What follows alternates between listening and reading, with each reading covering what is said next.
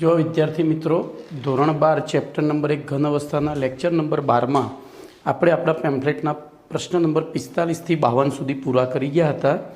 આમાં 52મો પ્રશ્ન હતો અર્ધવાહકોમાં વિદ્યુતનું વહન સમજાવો। એનું રિપીટેશન એટલા માટે જરૂરી છે કે અર્ધવાહકોમાં ધ્યાન રાખજો, આ વાહકતા પટ છે અને આ સંયોજકતા પટ છે। इलेक्ट्रॉन पहला घन पदार्थों में इलेक्ट्रॉन पहला संयोजकता पट में भराय अने भराई गया पछी वाहकता पट में जाए। पण हवे अहींया जे आ शक्ति गैप छे एना 3 मूल्यों होय, एनो आपणे ईजी कहीए छीए। ईजी बराबर 0 होय तो ए सुवाहक तरीके वर्ते। केम? तो संयोजकता पटना इलेक्ट्रॉन सरलताथी वाहकता पट में जई शके। ईजी ग्रेटर देन 3 होय, ईजी ग्रेटर देन 3 होय इलेक्ट्रॉन वोल्ट तो ते अवाहक तरीके वर्ते। केम? तो अहींथी संयोजकता पटना इलेक्ट्रॉन कोईपण परिस्थिति में वाहकता पट में जई शकता नथी। अने ईजी ए लेस देन 3 होय, लेस देन 3 इलेक्ट्रॉन वोल्ट होय तो सामान्य परिस्थिति में इलेक्ट्रॉन जाए बराबर, पण सामान्य परिस्थिति में नहीं जता, पण आपणे एने तापमान वधारीए अथवा तो अहींया जो हूँ एक शब्द वापरीश सीडी मूकीए, एक शब्द वापरीश आपणे सीडी मूकीए तो अहींथी इलेक्ट्रॉन सीडी चढ़ी टिकटॉक टिकटॉक टिकटॉक टिकटॉक ऊपर जतो रहे अने ऊपर जाए तो सामान्य परिस्थिति में जो गरम करीए आने तो गरम कर्यो त्यारे आनो इलेक्ट्रॉन दाजो दाजो करीने कूदको मारीने ऊपर जतो रहे। अथवा गरम नहीं करता आपणे शुं मूकीए छीए? सीडी मूकीए छीए तो सीडी ऊपर टिकटॉक टिकटॉक टिकटॉक टिकटॉक ऊपर चढ़ी जाए अने ए पछी तो सामान्य परिस्थिति में केवा होया? अवाहक होय छे। परंतु ऊंचा तापमाने के जो अहींया सीडी हूँ कौंस में लखीश, सीडी एटले आपणे एक अशुद्धि नाखवानी छे तो अशुद्धिनी हाजरी में ते सुवाहक तरीके वर्ते छे। आवा पदार्थों ने आपणे शुं नाम आप्युं हतुं? अर्धवाहको। शुं नाम आप्युं हतुं? अर्धवाहको। ओके, तो आ 41मा प्रश्ननुं रिविजन थयुं। हवे जो अर्धवाहक ने वाहक बनाववा माटे तेमां अशुद्धि उमेरवानी जे क्रिया छे एने डोपिंग कहे छे। एने शुं कहे छे? डोपिंग कहे छे। अशुद्धि उमेरवानी क्रियाने डोपिंग कहे छे। तो आपणो आगळनो प्रश्न नंबर 52 छे, अरे 53, डोपिंग एटले शुं? डोपिंगनी रीतो जणावो। हूँ अहींया प्रश्न लखीश, क्वेश्चन नंबर 53, डोपिंग एटले शुं?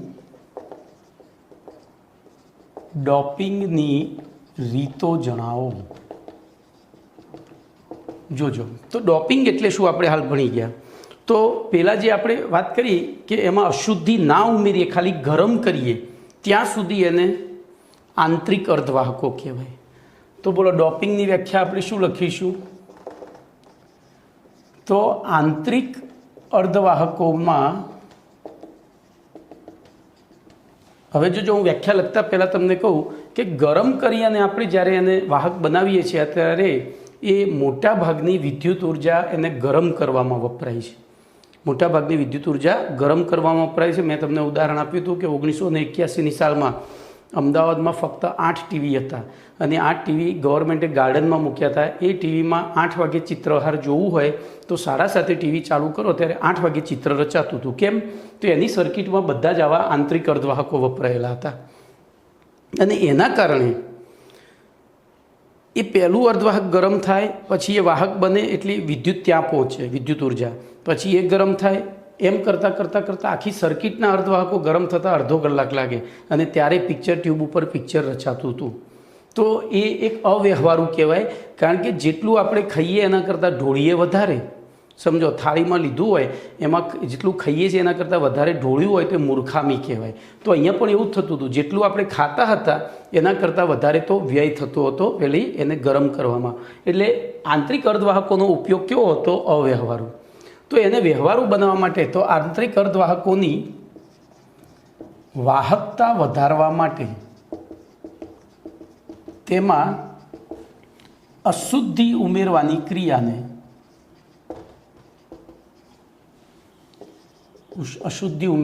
ક્રિયાને શું કહે છે? ડોપિંગ કહે છે. બરોબર. હવે મેં તમને હાલ કહ્યું હતું કે અશુદ્ધિ અહીંયા કઈ રીતે વર્તે છે, તો આ સંયોજકતા પટ હતો, આ વાહકતા પટ, તો અશુદ્ધિ સીડી તરીકે વર્તે.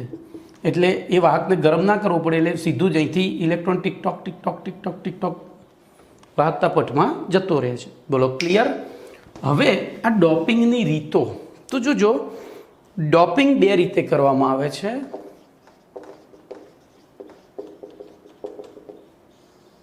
ડોપિંગ બે રીતે કરવામાં આવે છે.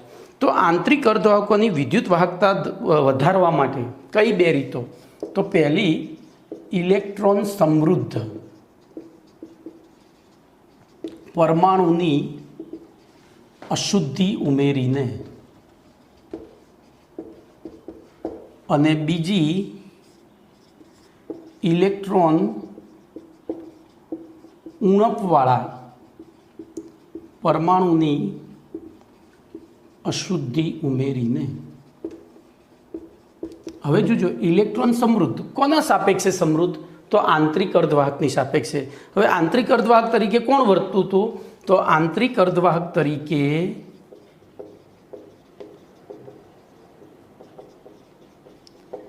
જે તત્વોની બાહ્યતમ કક્ષામાં 4 ઇલેક્ટ્રોન હોય તેવા, દાખલા તરીકે સિલિકોન અને જર્મેનિયમ, આંતરિક અર્ધવાહક તરીકે વર્તતા હતા.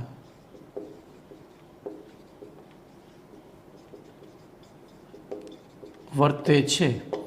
હવે જોજો, 4 ઇલેક્ટ્રોન, તો એની સાપેક્ષે સમૃદ્ધ એટલે ધનવાન.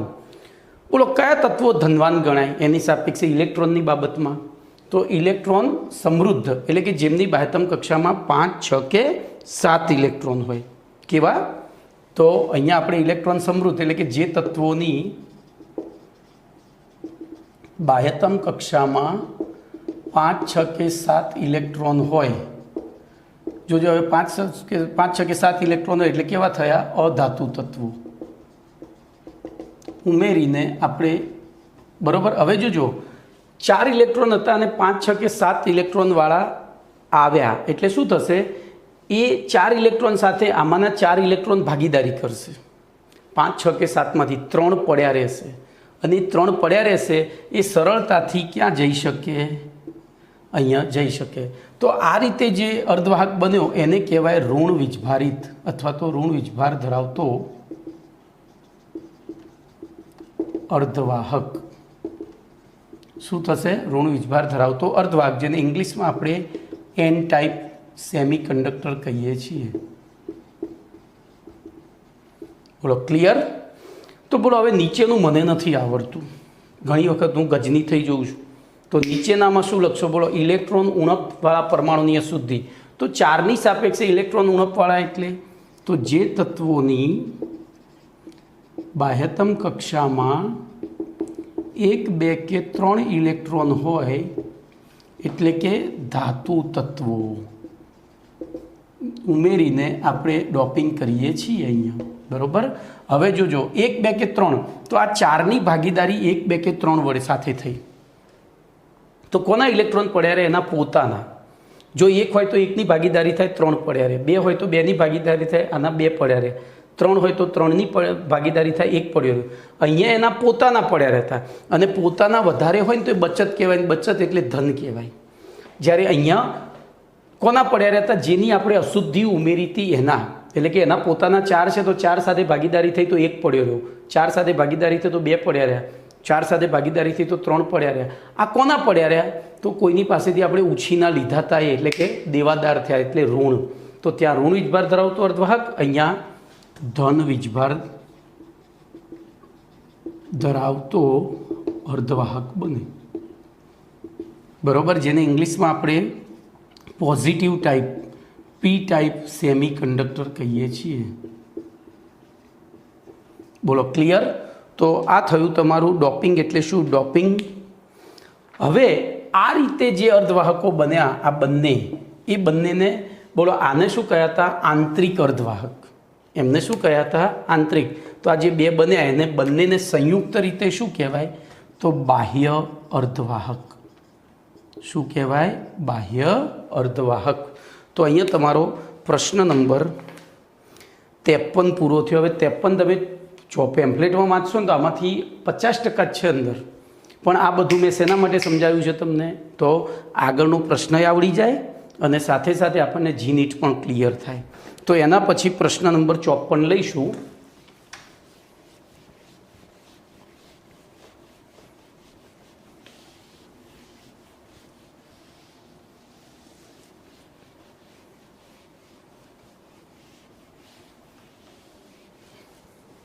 તો ક્વેશ્ચન નંબર 54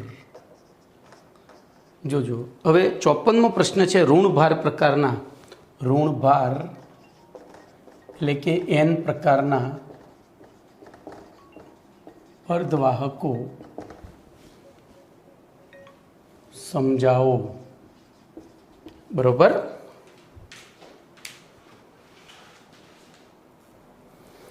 હવે જોજો અહીંયા ઋણભાર પ્રકારના અર્ધવાહકો, તો સિલિકોન એ સમૂહ 14નું તત્વ છે. સિલિકોન આપણે એની સમજૂતી આપીએ તો સિલિકોન સમૂહ 14નું તત્વ છે અને તેથી તેની બાહ્યતમ કક્ષામાં તો લખીએ SI સમૂહ 14નું તત્વ છે. તેથી તેની બાહ્યતમ કક્ષામાં બોલો કેટલા ઇલેક્ટ્રોન આવેલા હોય? તો 14, એટલે એમાંથી 10 બાદ કરીએ એટલા તત્વ ઇલેક્ટ્રોન હોય. તો હું અહીંયા લખીશ 14 - 10. જેટલા ઇલેક્ટ્રોનો એમાંથી સમૂહ ક્રમાંક બાદ કરીએ, આ પી વિભાગનું તત્વ છે. પી વિભાગમાં બાહ્યતમ કક્ષાના ઇલેક્ટ્રોન શોધવાય તો આ સૂત્ર છે. એ સૂત્ર આપણે લખવું હોય તો આ રીતે. તો પી વિભાગના તત્વો, હું અહીંયા કૌંસમાં લખું છું, પી વિભાગના તત્વોના બાહ્યતમ કક્ષામાં આવેલા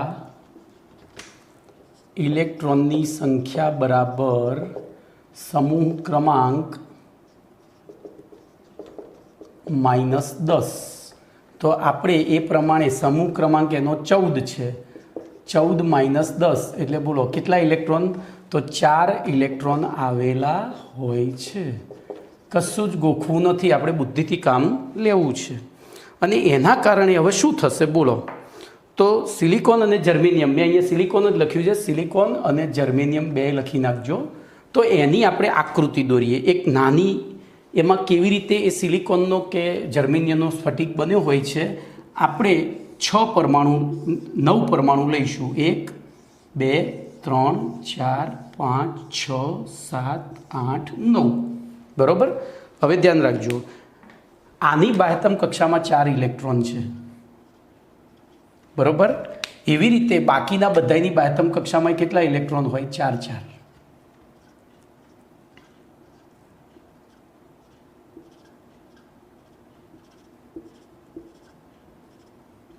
બોલો શું થાય છે? દેખાય છે ભાઈ? આપણે એક ક્રોસ સેક્શન લીધો છે, એક ટુકડો લીધો છે. એટલે જોજો આની અષ્ટક પૂર્ણ થઈ ગઈ. એવી રીતે અહીંયાથી વિચારો તો આની થઈ ગઈ, કારણ કે અહીંયા એક બીજો પરમાણુ હશે એને 8 કરી દીધા છે. એમ બધાની અષ્ટક રચના પૂર્ણ થઈ ગયેલી હોય. બરાબર. બધાની અષ્ટક રચના પૂર્ણ થઈ ગયેલી હોય છે. હવે જો આપણે એમાં ઋણભાર પ્રકારનું, કયા પ્રકારનું? ઋણભાર પ્રકારનું અર્ધવાહક બનાવવું છે. તો બોલો આમાંથી ઋણભાર પ્રકારનું અર્ધવાહક બનાવવા માટે એમાં કઈ અશુદ્ધિ ઉમેરવી પડે?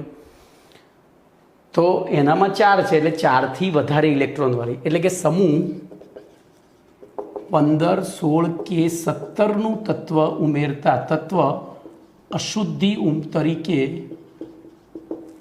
અહીંથી લખાય, આથી તેમાં ઉમેરતા ઋણભાર પ્રકારનું અર્ધવાહક પ્રાપ્ત થાય છે. જોજો અહીં આપણે સમૂહ 15ના, હવે સમૂહ 15ના તત્વોમાં મેં તમને ટ્રીક આપી હતી. બોલો નપાસ સભ્ભી. બોલો આમાંથી કયું તત્વ ઉમેરાય? નપાસ સભ્ભી, નાઇટ્રોજન, ફોસ્ફરસ, આર્સેનિક, એન્ટીમની અને બિસ્મથ. તો જોજો નાઇટ્રોજન વાયુ છે એટલે ના ઉમેરાય, કારણ કે તો ઉડી જાય. પછી ફોસ્ફરસ અર્ધઘન પ્રવાહી જેવું છે, ચ્યુઇંગમ જેવું છે, એટલે એ પણ ના ઉમેરાય. બોલો અહીંયા ચોકડી મારી દીધી. રહ્યો આર્સેનિક। હવે આ બે ધાતુઓ છે, આ બે લક્ષણમાં કેવી છે? ધાતુ, એટલે એ પણ ના ઉમેરાય, તો આપણી પાસે એક જ તત્વ રહ્યું, કયું? આર્સેનિક।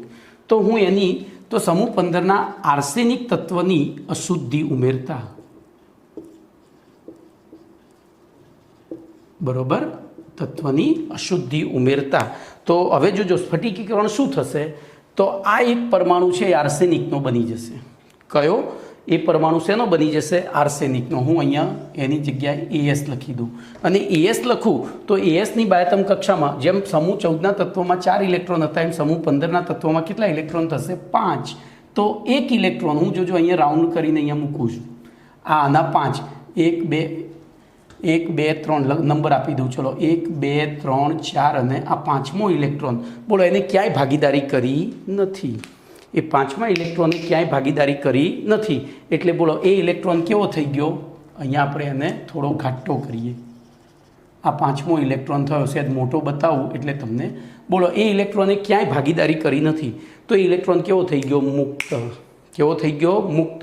અને આપણે ભણી ગયા છીએ કે કોઈપણ તત્વ કે કોઈપણ સંયોજનમાં વિદ્યુતનું વહન શેના દ્વારા થાય? તો બે વસ્તુ વડે, મુક્ત ઇલેક્ટ્રોન અથવા આયન। તો બોલો હવે આ મુક્ત ઇલેક્ટ્રોન વિદ્યુતનું વહન કરશે। કમ્પ્લેટ ને? આથી બોલો જર્મેનિયમની વિદ્યુત વાહકતા શું થશે? વધે છે। અહીં વિસ્થાનીકૃત ઇલેક્ટ્રોન, જો અહીંયા વધારાના ઇલેક્ટ્રોનના કારણે, વિસ્થાનીકૃત ઇલેક્ટ્રોન એટલે કે વધારાનો ઇલેક્ટ્રોન, એના કારણે આખો સ્ફટિક કયો વીજભાર ધારણ કરશે? ઋણ। તેથી આ પ્રકારના જે અર્ધવાહકો આપણને મળે છે એ અર્ધવાહકોને આપણે શું નામ આપ્યું છે? બોલો શું નામ આપ્યું છે? તો ઋણ ભાર પ્રકારના અર્ધવાહકો। બોલો ક્લિયર? ચલો એના પછી હવે આ શીખ્યા છીએ તો ધનભાર તો એમને આવડી જશે। તો જોઈએ પ્રશ્ન નંબર 55। તો બોલો પહેલો મુદ્દો તો એનો એ જ લખવાનો થશે, પહેલો મુદ્દો તો એના એ જ લખવાનો થાય। પ્રશ્ન નંબર 55, ધનભાર પ્રકારના એટલે કે P પ્રકારના અર્ધવાહકો સમજાવો, બરોબર? P પ્રકારના અર્ધવાહકો સમજાવો। બોલો હવે તો અહીંયા પરિચયમાં શું લખીશું? તો પહેલો તો પરિચય આપી દઈએ જે હતો એ જ, સિલિકોન અને જર્મેનિયમ સમૂહ 14ના તત્વો છે અને તેમની બાહ્યતમ કક્ષામાં 4 ઇલેક્ટ્રોન આવેલા છે। તેથી આકૃતિમાં મેં આકૃતિ ખોટી ભૂસી નાખી, ફરી દોરીએ, ચલો પ્રેક્ટિસ થશે। 1 2 3 4 5 6 7 8 9, બરોબર? એ દરેકના એક એક ઇલેક્ટ્રોન હું અહીંયા બતાવી દઉં। બોલો પહેલાના 4, બીજાના 4, આના 4, પછી આના 4, પછી આના 4, આના 4, આ 4, અહીંયા પણ 4। તમારે થોડી છૂટી આકૃતિ દોરવાની, બરાબર? બોલો આ સિલિકોન છે, આ બધા સિલિકોનના પરમાણુ છે, અષ્ટકૃતના બધાની પૂર્ણ છે, આપણે એક ટુકડો લીધો છે એટલે આ બધાની એ પૂર્ણ જ છે, એની આજુબાજુમાં બીજા પરમાણુઓ છે જ। બોલો હવે એની અંદર આપણે ધનભાર પ્રકારનો એટલે પહેલો મુદ્દો એના એ લખ્યો। હવે ધનભાર પ્રકારનો અર્ધવાહક બનાવવો હોય તો અશુદ્ધિ તરીકે શું ઉમેરાય? તો જેની બાહ્યતમ કક્ષામાં 1 2 કે 3 ઇલેક્ટ્રોન હોય, બરોબર? હવે 1 2 કે 3 ઇલેક્ટ્રોન વાળું, હવે જો પહેલામાં મેં તમને કહ્યું કે આપણે સમૂહ 15નો જ ઉપયોગ કરીએ છીએ, કેમ? તો સમૂહ 16 અને 17માં તો ઓ શર્મા શેટેપો, પછી ફૂલકલી બહારાઈ એટ, તો આ બધા વાયુ કે પ્રવાહી છે એટલે બોલો 17 વાપરી ના શકાય। ઓ શર્મા શેટેપો તો આ પણ વાયુ, આ એકદમ ભરભરો પાવડર છે, બરોબર? પછી સેલેનિયમ, ટેલ્યુરિયમ ને પોલોનિયમ, એમાં પોલોનિયમ રેડિયો એક્ટિવ છે એટલે ના વપરાય, અને આમાં ધાત્વીય લક્ષણ વધારે છે એટલે સેલેનિયમ વાપરી શકાય, પણ ટેલ્યુરિયમમાં ધાત્વીય લક્ષણ વધારે છે એટલે આપણે ત્યાં વાપર્યું હતું નપાસ સભ્યમાં એક જ વાપર્યું હતું, કયું? આર્સેનિક। એમ અહીંયા સમૂહ 1 2 કે 3ના તત્વો વાપરી શકાય। તો સમૂહ 1ના તત્વોમાં લીના કે રૂબી સાથે ફરવા જા, સમૂહ 2માં 2 માગે કે સ્ટ્રોબેરી, અને સમૂહ 13માં બઆલ ગાલ ઇન્ટાલ। ધ્યાન રાખજો। હવે આ જે તત્વો છે એ તત્વો સક્રિય તત્વો છે, એ હવાના ભેજના સંપર્કમાં આવે ને તોય ધડાકા કરે છે, હવાના ભેજના સંપર્કમાં આવે તોય ધડાકા કરે છે। એટલે બોલો એને તો વાપરી ના શકાય, આની ઉપર તો ચોકડી જ મારી દેવાની. હવે રહ્યા આ, તો એમાં આ અધાતુ તત્વ છે, એટલે ભલે એની બાયતમ કક્ષામાં 3 ઇલેક્ટ્રોન રહ્યા પણ એ ઇલેક્ટ્રોનનું દાન કરવાની વૃત્તિવાળું નથી. પછી એલ્યુમિનિયમ અહીંયા વાપરવામાં આવે છે કારણ કે એ બધી ધાતુઓ સાથે મિશ્ર થવા માટેની ક્ષમતા ધરાવે છે, ગેલિયમ અને સિલિકોન, બરાબર, જર્મેનિયમ અને સિલિકોન. ગેલિયમ પોતે અર્ધવાહક છે એટલે એ ઉમેરાય નહીં, ગેલિયમ પોતે, અને ઇન્ડિયમ થેલિયમ પાછી આવી સક્રિય ધાતુઓ છે એટલે આપણી પાસે ગેલિયમ ના ઉમેરાય કારણ કે પોતે અર્ધવાહક છે. એક જ ઓપ્શન રહ્યો એલ્યુમિનિયમ. કયો? તો અહીંયા ત્રણેય બોરોન, એલ્યુમિનિયમ, ગેલિયમ, પણ મોટા ભાગે વપરાય છે શું? એલ્યુમિનિયમ. તો જોઈએ હવે ત્યાં શું થશે. તો હું એક પરમાણુ એલ્યુમિનિયમનો વાપરી દઉં. એ ધારો કે આ એલ્યુમિનિયમ કર્યો. હવે એલ્યુમિનિયમની બાયતમ કક્ષામાં કેટલા ઇલેક્ટ્રોન? 3. તો 1, 2 કે 3. બોલો અહીંયા શું રચાયું? તો છિદ્ર. અહીંયા શું રચાયું? છિદ્ર રચાયું. તો આવા અસંખ્ય એલ્યુમિનિયમ પરમાણુઓનું આપણે એ કરીશું, અંદર ડોપિંગ કરીશું એટલે આવા સળંગ છિદ્રો રચાશે. જોજો આ એક આકૃતિ ખાલી છિદ્રો રચાશે. અને તમે જ્યારે અહીંથી વિદ્યુત પ્રવાહ આપશો ત્યારે ઇલેક્ટ્રોન અહીંથી દાખલ થઈ નહીં એ પાર નીકળી જાય. એટલે જો સીડીનું કામ કર્યું એ છિદ્રએ. શેનું કામ કર્યું? સીડીનું. એક સ્ટેપ બનાવ્યા કે ઇલેક્ટ્રોન અહીંથી, વિદ્યુત પ્રવાહનો ઇલેક્ટ્રોન અહીંથી આમ પસાર થઈ શકે. હવે જોજો આમાં છિદ્ર છે અને છિદ્ર ધન વીજભારિત થાય કારણ કે ત્યાં ઇલેક્ટ્રોન હોવો જોઈએ પણ નથી, એટલે કયો વીજભાર થયો? તો ધન વીજભારિત. તો આ પ્રકારે બનતા જે બાહ્ય અર્ધવાહક છે એને શું કહેવાય? પી પ્રકારનો અર્ધવાહક. ચલો અહીંયા એક MCQ છે. બોલો અહીંયા શું થશે? આ ઇલેક્ટ્રોન છિદ્રમાં આમ જશે એટલે ખાલી છિદ્ર કઈ તરફ આવશે? બોલો.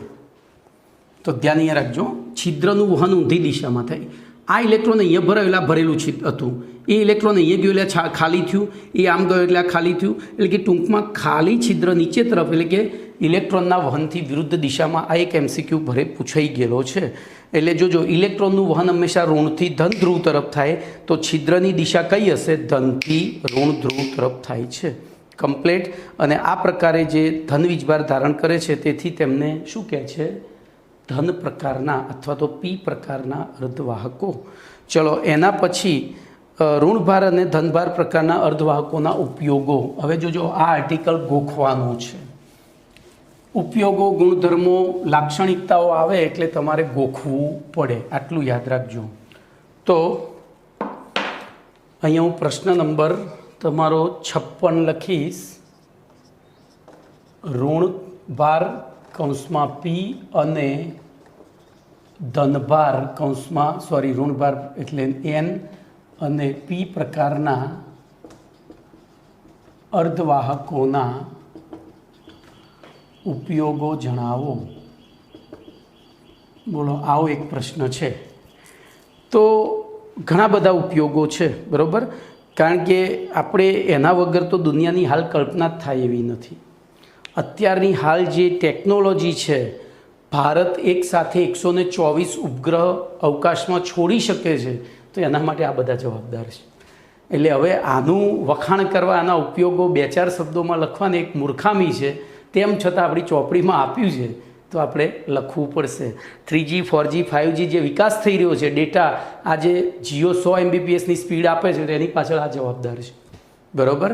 તો જોઈએ સૌથી પહેલાં તો ઋણભાર અને પી પ્રકારના અર્ધવાહક દ્વારા ડાયોડ બને છે. જોજો પહેલો ઉપયોગ.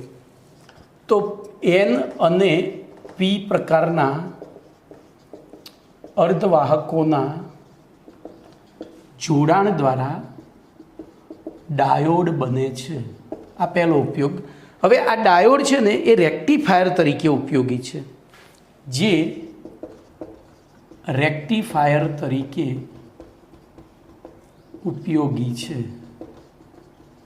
હવે આ રેક્ટિફાયર એટલે શું?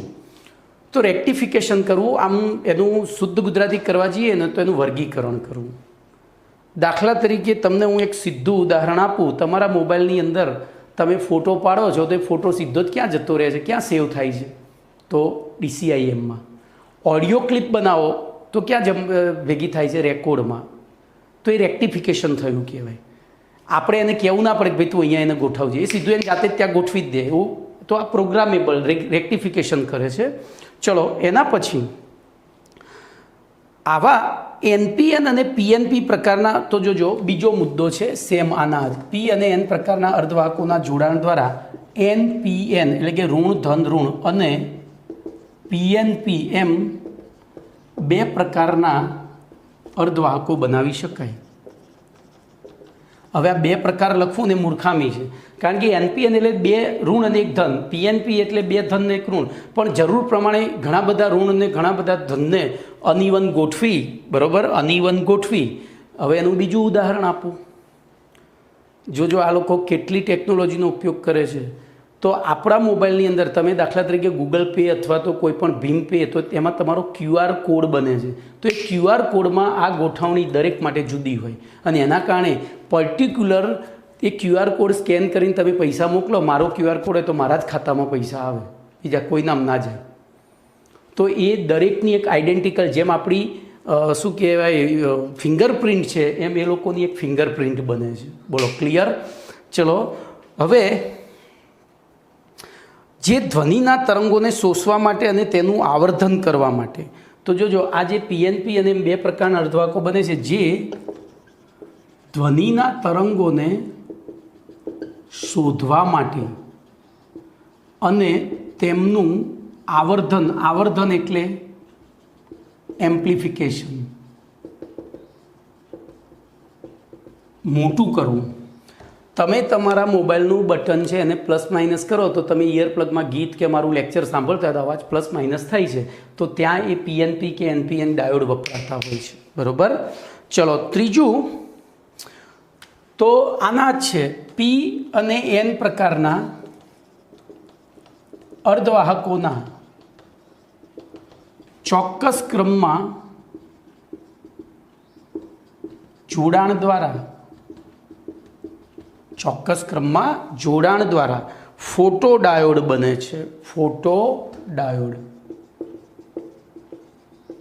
બરોબર, શું બને છે? Photo diode. હવે આ ફોટો ડાયોડ શું કામમાં આવે? તો જે પ્રકાશ ઉર્જાનું અત્યારે લગભગ બધાના ઘરે સોલર પેનલ આવી ગઈ, મોટાભાગના લોકો સોલર પેનલ લગાવવા માંડ્યા, તો એમાં ફોટો ડાયોડ હોય. આ ફોટો ડાયોડ પ્રકાશ ઉર્જાનું સીધું જ વિદ્યુત ઉર્જામાં રૂપાંતરણ કરે છે. બોલો, પ્રકાશ ઉર્જાનું સીધું જ એક જ તબક્કામાં શેમાં રૂપાંતરણ કરે છે? વિદ્યુત ઉર્જામાં. બોલો ક્લિયર? તો આટલા ઉપયોગો તમારે લખવાના છે. ચલો એના પછીનો પ્રશ્ન નંબર 57ની વાત કરીએ.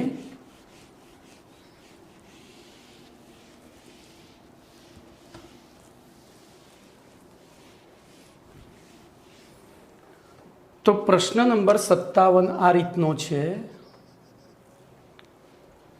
આધુનિક અર્ધવાહકો સમજાવો. આધુનિક અર્ધવાહકો સમજાવો.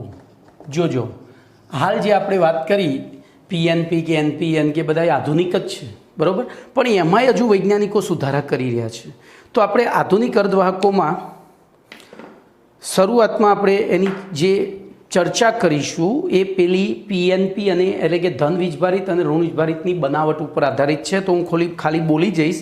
તો સિલિકોન અને જર્મેનિયમ સમૂહ 14ના તત્વો છે અને તેમની સંયોજકતા કક્ષામાં 4 ઇલેક્ટ્રોન આવેલા હોય છે અને તે હીરા જેવી સ્ફટિક રચના ધરાવતા હોય છે અને તે અર્ધવાહક તરીકે વર્તે છે. આથી જો બીજા યોગ્ય તત્વોના સંમિશ્રણ દ્વારા ઘન અવસ્થા ધરાવતા એવા સ્ફટિકો બનાવી શકાય છે કે જેમાં દરેક તત્વ 4 સંયોજકતા ઇલેક્ટ્રોન ધરાવતું હોય, જેથી તે સિલિકોન અને જર્મેનિયમ સ્ફટિકની જેમ અર્ધવાહક તરીકે વર્તી શકે. જોજો આવો એક વિચાર આવ્યો. ફરીથી શું વિચાર આવ્યો? તો સિલિકોન અને જર્મેનિયમ સમૂહ 14ના તત્વો છે, તેમની બાહ્યતમ કક્ષામાં 4 ઇલેક્ટ્રોન છે, તે હીરા જેવી સ્ફટિક રચના ધરાવે છે અને તે અર્ધવાહક તરીકે વર્તે છે. બરાબર? તો જો આ સિલિકોન કે જર્મેનિયમમાં બીજા યોગ્ય તત્વોનું સંમિશ્રણ કરી ઘન અવસ્થા ધરાવતા આપણે એવા સ્ફટિકો બનાવીએ કે જેમાં પણ દરેક તત્વના 4 સંયોજકતા ઇલેક્ટ્રોન ધરાવતું હોય દરેક તત્વ, અને તેથી તે સિલિકોન અને જર્મેનિયમની જેમ અર્ધવાહકની જેમ વર્તી શકે. બરાબર? આ વિચારધારાના આધારે સમૂહ 13 અને સમૂહ 15 સમૂહ 13 અને સમૂહ 15. તો સમૂહ 13ના તત્વો હતા નપ આસ સભ્ભી અને સોરી મારી ભૂલ થઈ, સમૂહ 15ના લખ્યા અહીંયા. સમૂહ 13ના તત્વો હતા બાલ ગાલિન ટાલ, બોરોન, એલ્યુમિનિયમ, ગેલિયમ, ઇન્ડિયમ અને થેલિયમ. અહીંયા નપ આસ સભ્ભી. તો જોજો અહીંયા 14મો સમૂહ લઈએ આપણે તો 14મા સમૂહમાં કાશી જમ્યા સંતો પંજાબી, અને આ બધાની બાહ્યતમ કક્ષામાં 4 ઇલેક્ટ્રોન હતા, આ બધામાં 3 હતા, આ બધામાં 5 હતા. બોલો આપણે આ બંનેનું મિશ્રણ કરીએ તો બોલો સરેરાશ કેટલા થઈ ગયા? બધામાં 4 થઈ ગયા.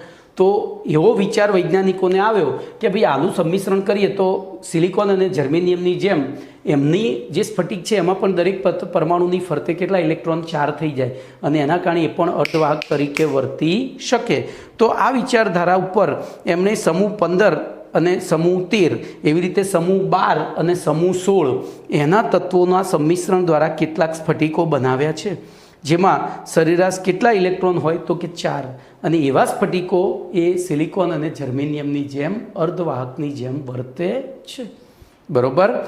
તો આવા અર્ધવાહકોને આધુનિક અર્ધવાહકો કહે છે. ટૂંકમાં સમૂહ 14ની જેમ સંયોજકતા કક્ષામાં 4 ઇલેક્ટ્રોન બનાવવા માટે સમૂહ 13 અને 15, સમૂહ 12 અને સમૂહ 16 એના સંમિશ્રણ દ્વારા કેટલાક સ્ફટિકો બનાવ્યા કે જેમાં દરેક તત્વના સરેરાશ ઇલેક્ટ્રોનની સંખ્યા કેટલી થાય? સંયોજકતા કક્ષાના 4, અને એના કારણે કોના જેમ વર્તી શકે? તો સિલિકોન અને જર્મેનિયમની જેમ અર્ધવાહક તરીકે વર્તી શકે. આવા સ્ફટિકોને એમને શું નામ આપ્યું? આધુનિક અર્ધવાહકો. આવા આધુનિક અર્ધવાહકોમાં એક ઇન્ડિયમ, ઇન્ડિયન અને એસબી આ રીતે લાઇનમાં જ યાદ રાખવાના છે. પછી બીજું એલ્યુમિનિયમ અને ફોસ્ફરસ, તો એલ્યુમિનિયમ અને ફોસ્ફરસ, પછી ગેલિયમ અને આર્સેનિક જેવા સંયોજનો અર્ધવાહક તરીકે વર્તે છે. એલ્યુમિનિયમ બીજા સાથે બીજું, ત્રીજા સાથે ત્રીજું, ચોથા સાથે ચોથું, એ જ રીતે એમ એલ્યુમિનિયમ ફોસ્ફાઇડ, ગેલિયમ આર્સેનાઇડ અને ઇન્ડિયમ સ્ટીબાઇનેટ અથવા શું એન્ટીમોનેટ પણ કહેવાય એને. બરાબર. તો એવા જે એમને મિશ્રણ દ્વારા સંયોજનો બનાવ્યા જે અર્ધવાહક તરીકે વર્તે છે, જે પૈકી ગેલિયમ આર્સેનાઇડ, તો એલ્યુમિનિયમ ફોસ્ફાઇડ, ગાસ ગેલિયમ આર્સેનાઇડ અને ઇન્ડિયમ સ્ટીબાઇનેટ, તો એમાં આ જે છે એનો પ્રતિભાવ સૌથી ઝડપી છે, એટલે કે બહુ ઝડપથી રિએક્શન કરે છે, અને એના કારણે વર્તમાન સમયમાં અર્ધવાહકો ધરાવતા ઉપકરણો બનાવટમાં ક્રાંતિ સર્જાઈ છે. આ ઉપરાંત સમૂહ 12 અને 16ની વાત કરીએ તો ધ્યાન રાખજો, સમૂહ 12 અને 16માં પણ આ રીતે બને. તો સમૂહ 12ના તત્વો કયા? બોલો, કોઈને યાદ છે? તો સમૂહ 12ના તત્વો ટ્રીકમાં નથી આવતા, એ આડી લાઇનમાં આવે. સ્કેટિવેક્રોમેયા કોનિકોન્જ, પછી લા આપતા વગર રહેશો ઈશ્વર પટેલ, સોનું મૂકો, પછી એક રોકથી ડબ્બી સુગર ભરી ડસી ગયો, સોરી એ પહેલાં એક રહી જાય ને, અહીંયા વચ્ચે રહી ગયું એક, સ્કેટિવેક્રોમેયા કોનિકોન્જ, પછી નો બોલમાં ટેકનિક થીરમ, રાઈટ પેડ આગળ કાઢ, નો બોલમાં ટેકનિક થીરમ, રાઈટ પેડ આગળ કાઢ, પછી લા આપતા વગર રહેશો ઈશ્વર પટેલ, સોનું મૂકો, અને છેલ્લું એક રોકથી ડબ્બી સુગર ભરી હસતા મોટે ડસી ગયો, રંગે ચડ્યો. તો ઝીંક, કેડમિયમ, મર્ક્યુરી અને કોપરનિશિયમ એ સમૂહ 12ના તત્વો છે. એવી રીતે સમૂહ 16ના તત્વો લઈએ તો 16માં ઓ શર્મા સેટેપો. જોજો મેં અહીંયા જાણી જોઈને આને સોરી એક સ્ટેપ વધારે જતું રહ્યું. તો ઓ શર્મા સેટેપો, તો ઝીંકની સાથે સલ્ફર, ઝીંકની સાથે સલ્ફર, પછી કેડમિયમની સાથે સલ્ફર, પછી મર્ક્યુરીની સાથે કેડમિયમની સાથે સેલેનિયમ પણ લીધું છે. બરાબર. અને મર્ક્યુરીની સાથે ટેલિરિયમ. તો જોજો આમાં પણ યાદ રહી જાય, લાઇનમાં જ લેવાનું, ઝીંક સાથે સલ્ફર, કેડમિયમ સાથે સલ્ફર, કેડમિયમ સાથે, તો જોજો ZnS, પછી CdS, CdSc અને HgTe. તો આ જે સંયોજનો બનાવ્યા છે એ પણ અર્ધવાહક તરીકે વર્તે છે. અને એમાં આયનીય લક્ષણ, જોજો આવા સંયોજનોમાં બંધ સંપૂર્ણ સહસંયોજક ના હોય, કારણ કે આ ધાતુ છે, આ અધાતુ છે, આ ધાતુ અધાતુ, ધાતુ અધાતુ, એમ ધાત્વીય અને અધાત્વીય લક્ષણના કારણે એમાં આયનીય લક્ષણ જોવા મળે છે અને તેથી તેમના આયનીય લક્ષણનો આધાર એમની વિદ્યુત ઋણતાના તફાવત ઉપર હોય છે. આવો એક દાખલો મેં 11મા ધોરણમાં તમને ચેપ્ટર નંબર 4 રાસાયણિક બંધન, એમાં પેલો VSEPR સિદ્ધાંતવાળો હતો ને, એમાં છેલ્લે ગણીને આપેલો છે. તો એની વિદ્યુત ઋણતા આયનીય લક્ષણના ટકા શોધવાનો દાખલો હતો. મ્યુ બરાબર Q ઇન્ટુ L. કોઈપણ બંધની આયનીય લક્ષણના ટકા હોય તો મ્યુ બરાબર Q એટલે વીજભાર અને L એટલે બંધની લંબાઈ, એની ઉપરથી શોધી શકાય. ચલો એના પછી પ્રશ્ન નંબર 58 જોઈએ. પ્રશ્ન નંબર 58.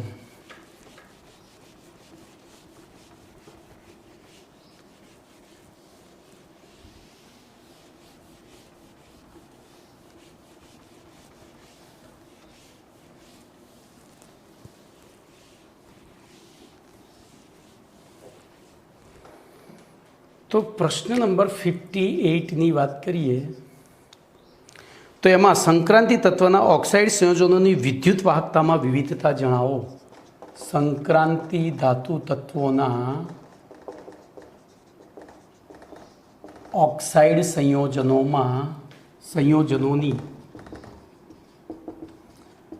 વિદ્યુત વાહકતામાં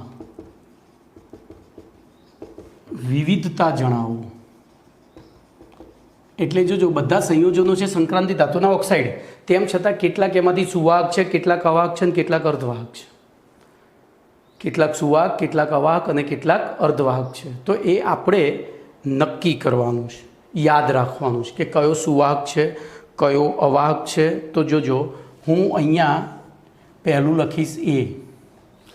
તો પહેલાં તમને ટ્રીક આપું છું, પછી ટેન્શન ના લેશો, બરાબર? પણ ટ્રીકમાં મારી ભૂલ ના થાય એટલે હું જોઈને જ લખીશ. TiO અને Cr2O3. TiO અને મારી જો થઈ ભૂલ તો અહીં TiO અને CrO2 આ બંને સુવાહક છે. જોજો, આ બંને કેવા છે? સુવાહક. પછી B Ti2O3 એ અર્ધવાહક છે. એ કેવો છે? અર્ધવાહક છે. પછી C TiO2 અહીંયા જોઈને જ લખી નાખું. પછી FeO Fe2O3 MnO Mn2O3 MnO2. જો લોચા વાગી જ જાય આ બધામાં, એટલે તમે એકવાર ટ્રીકથી યાદ રાખશો તો તમને વાંધો નહીં આવે. MnO2 પછી અને CuO એ અવાહક છે. પછી D લઉં તો Dમાં ReO3નો દેખાવ અને વાહકતા Cu ધાતુ જેવી છે, બરોબર? અને પછી Eમાં તો VO, VO2, V2O3 અથવા તો VO3 અને VO5 TiO3 આ બધા તાપમાન પ્રમાણે સુવાહક કે અવાહક તરીકે વર્તે છે. તો તમારે આટલું યાદ રાખવાનું છે, બોલો, બરોબર? હવે આને કેવી રીતે યાદ રાખીશું? તો ટીકરો TO જોજો, હવે આ થોડી લાંબી થશે. ટીકરો TO આયો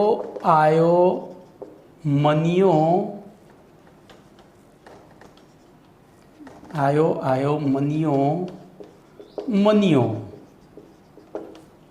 ક્યું રોયો, બરોબર? ક્યું રોયો તો VO આ કાઠિયાવાડી શબ્દ વિયોગ્યો એટલે કે જતો રહ્યો, રોતો તો VO ગયો. આ વધારાનું જોજો. ટીકરો તો ટિટાનિયમ અને ક્રોમિયમના ઓક્સાઇડ. તો ટિટાનિયમ, હવે જોજો આમાં હું તમને એક સરસ મેથડ આપીશ, ભલે મારી ભૂલ થઈ હોય પણ તમારી ભૂલ નહીં થવા દો. આની સાથે ઓક્સિજનનું પ્રમાણ સાપેક્ષમાં વધારતા જવાનું. તો બોલો ટીઆઈની સાથે 1 ઓક્સિજન, તો ટીઆઈની સાથે 1.5 ઓક્સિજન થયો.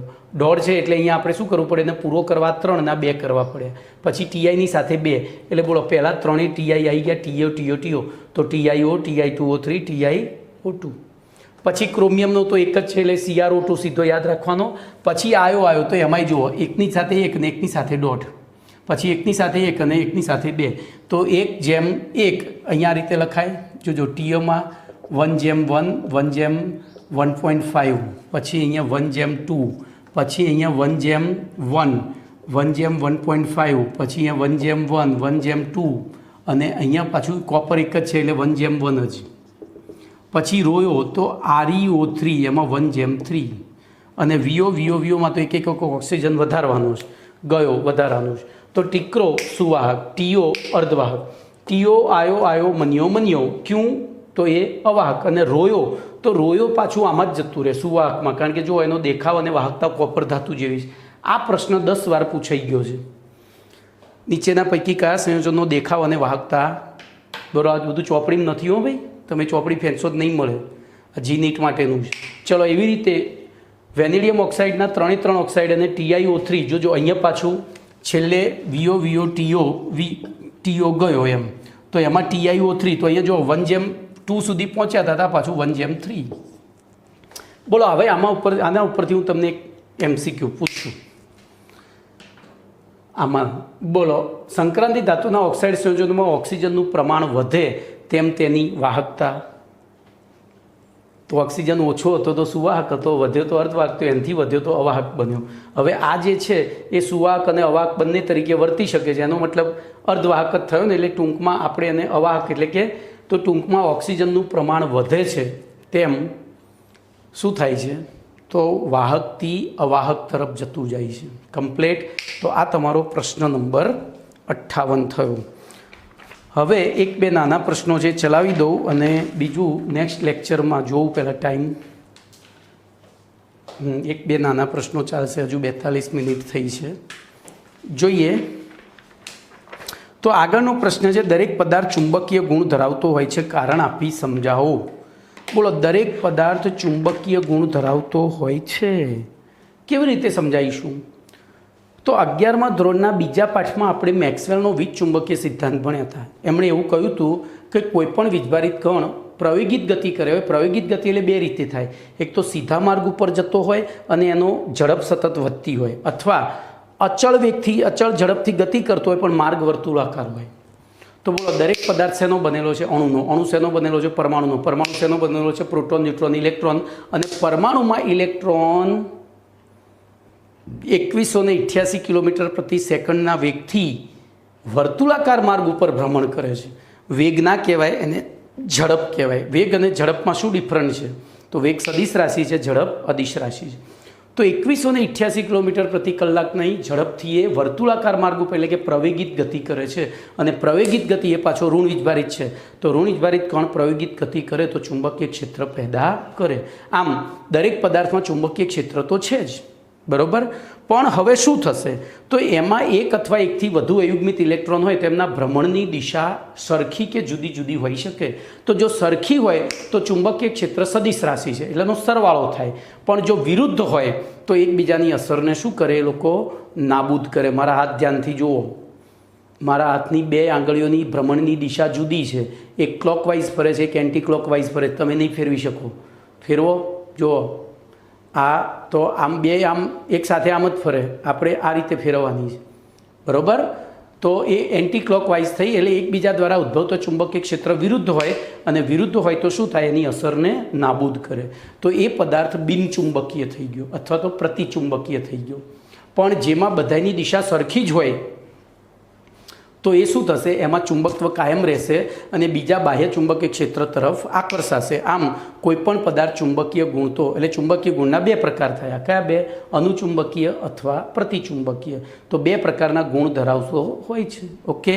તો અહીંયા જોઈએ હવે પ્રશ્ન નંબર 59માં.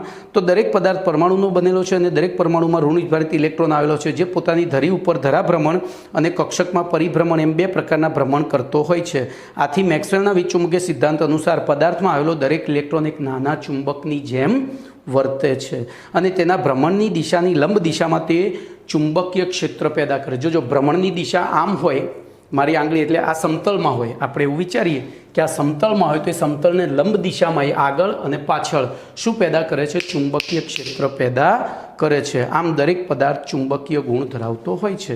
અહીં પદાર્થની ચુંબકીય, આ જે પદાર્થો છે એમની ચુંબકીય ચાકમાત્રા ખૂબ જ ઓછી હોય છે, જેનું મૂલ્ય બોર મેગ્નેટોન BM એકમમાં માપવામાં આવે છે. અને 1 BMનું મૂલ્ય છે, તો હું અહીંયા ભૂસીને લખું,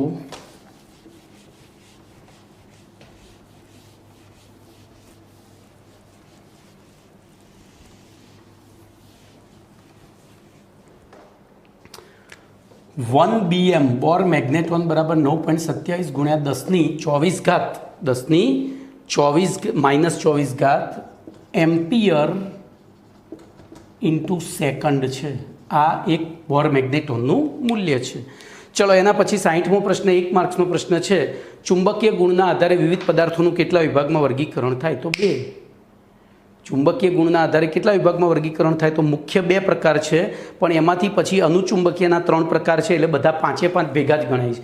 તો અનુચુંબકીય, પ્રતિચુંબકીય, ફેરોમેગ્નેટિક એટલે કે લો ચુંબકીય, પછી એન્ટી ફેરોમેગ્નેટિક એટલે કે લો ચુંબકીય, અને ફેરી મેગ્નેટિક, એનું કોઈ ગુજરાતી થતું નથી.